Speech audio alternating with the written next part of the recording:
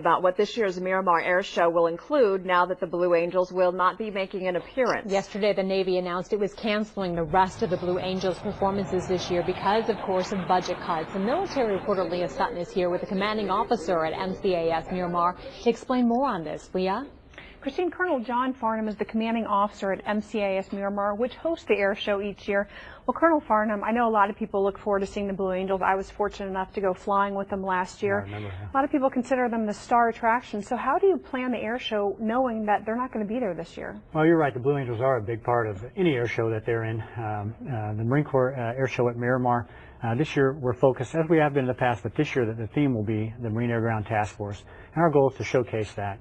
The air show itself is a great opportunity for the public to come out to the base, for us to get to interact and get to know each other a little bit better. And boy, I just don't want to lose that opportunity. So we're going to continue to plan for the air show. We're going to work the Marine Air Ground Task Force piece of the air show. There'll be many other acts associated with that. And we believe we're going to put on a good show for you. And we're happy to have you come out.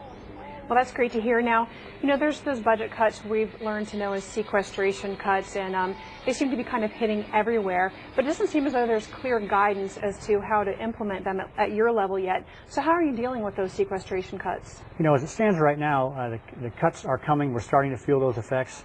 The Pentagon is coming through with guidance on how best to handle that. We were going to look at possibilities of a furlough at the beginning of this month with some of our civilian employees, but that has gotten pushed off a little bit as decisions are being made, and we're just going to have to wait and see how that ends up affecting us. Miramar is a busy place. We spend a lot of time and a lot of money making it what it is, but we're very frugal with our dollars, and we'll make them last.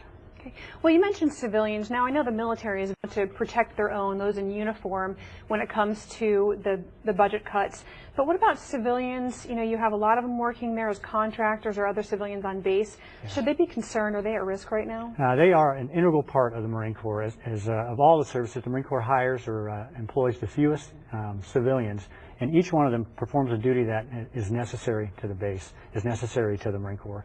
Many of them perform duties that the Marines themselves don't do. Some are very specialized.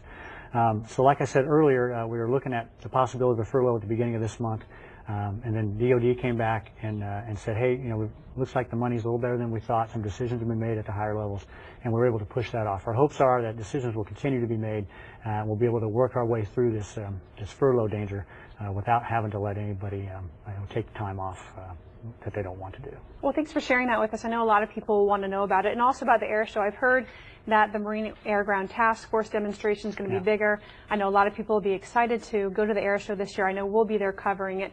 So thanks again for joining us here today to talk about all these important issues. You bet. We'll keep pushing and planning. We're going to pull this off. Well, thank you. Thank you. Christine, Catherine, back to you.